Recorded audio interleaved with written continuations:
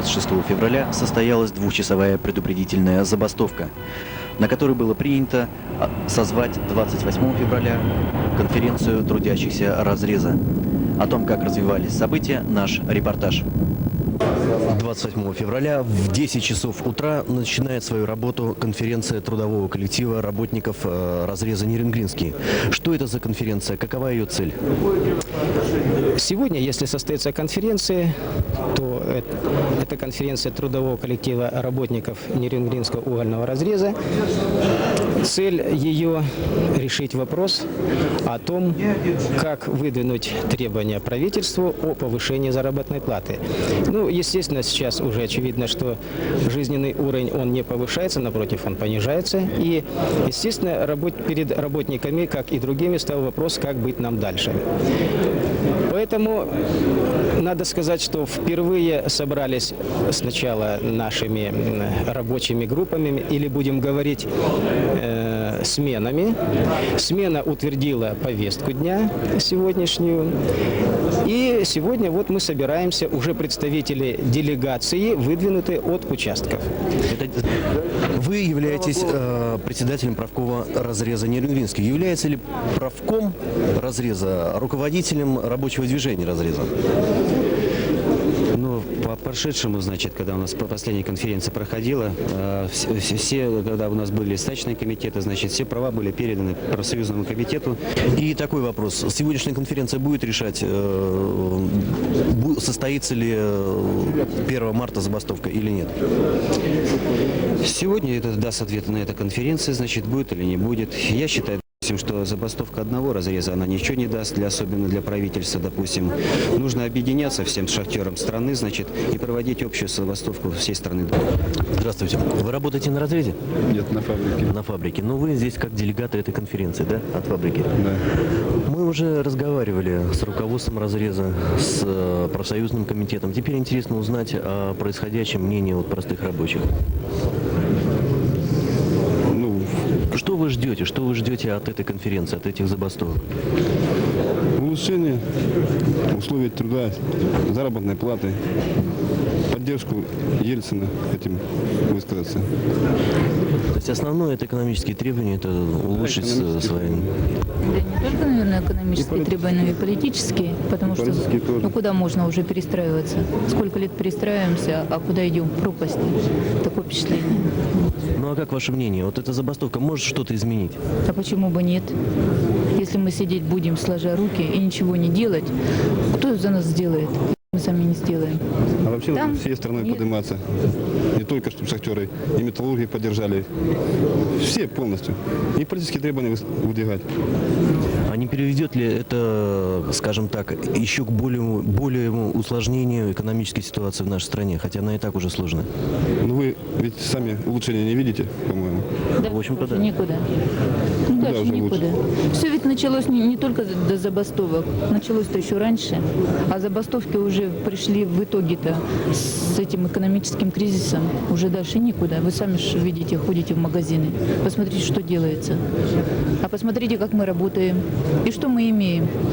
Ничего буквально. 5 лет перестраиваемся, и все назад катимся. То есть вы будете поддерживать до конца эту забастовку? Конечно. Они подают потом уже сами. С вопросом о результатах конференции мы обратились к членам инициативной группы. Ну, вчера проведенная конференция закончилась тем, что мы доизбрали инициативную группу, которая у нас была не полностью. Во-вторых, вопрос на конференции стоял о выходе нашего разреза Нерюнгринский, из подчинения Министерства СССР и перехода в подчинение Министерства РСФСР. Этот вопрос мы поставили в требования в решении конференции. Во-вторых, конференция также определила о повышении заработной платы работников разреза в 2 раза и при дальнейшем повышении цен, то есть прямо пропорционально, чтобы повышалась заработная плата. Да. Еще. Тут было выдвинуто политическое требование о недоверии товарищу Горбачеву и недоверии его правительству. Верховному Совету, да. Правительство формирует. Ну еще о поддержке товарища Ельцина и его правительства и так далее. Конференция утвердила политические требования? Да, конференция утвердила политические требования, и одно, как мне считается, из самых главных решений еще было, это деполитизация разреза, то есть прекращение работы всех партийных организаций на территории разреза. Включая комсомольский. Да, включая комсомольский. 1 марта состоится забастовка или нет?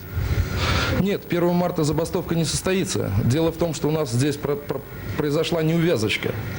Горняки Донбасса, которые решали делать забастовку именно 26 числа, они не стали бастовать, проводить предупредительную забастовку 26 числа, а будут проводить ее именно сегодня, 1 марта. Ну а мы, так как мы провели эту предупредительную забастовку 26 числа, мы считаем, что мы ее провели уже. Вы чувствуете поддержку администрации? Я сомневаюсь в этом. Ну, хотя, но она и пока еще самое. Препятствий я, во всяком случае, не чувствую, что какие-то есть препятствия. Нет. Мы не только не чувствуем поддержки администрации, но на первых началах нашей конференции, значит, я считаю, что администрация приложила немало усилий, чтобы эта конференция не состоялась. Значит, оказалось следующее, что, значит, не выдвинули депутатов со стороны, значит, управления, не было ни одного депутата. Значит, ну, очевидно, мы не предупредили детсады. У нас очень, Константин Иванович, как это назвать, придаточных, что ли, очень много звеньев. Детсады там. Вспомогательных, да. Не было этих делегатов. И, значит, конференция стояла под вопросом, быть или не быть. И только, да, мы могли не набрать кворум. Но, значит, большим усилием, значит, инициативной группы и самих трудящихся разреза конференция состоялась. У вас есть уверенность в том, что вы добьетесь положительных результатов, что вот эта забастовка, вся ваша деятельность приведет именно к тому, к чему вы стремитесь? Если будем действовать, скажем, в одиночку, безусловно, ничего не добьемся. Если же будем действовать так, как сейчас мы наметили, то есть решать вопрос это во всесоюзном масштабе, то, безусловно, успех нам. То есть нужна поддержка всей страны? Безусловно. Даже сегодня вот был разговор у меня с рабочими. В общем-то, они нас всех поддерживают. Тут, безусловно, даже вот интересуются все, как прошла вчера конференция. И все нас поддерживают. Ну, кроме того, у нас на конференции присутствовали представители из других организаций. И от имени организации там было сказано, что обогатительная фабрика, потом тепловодоканал, АТА. Они говорили, что рабочие поддерживают именно ваши требования. Что будет дальше, видимо, покажет время. Ну а пока горняки добывают уголь, который так необходим всей стране.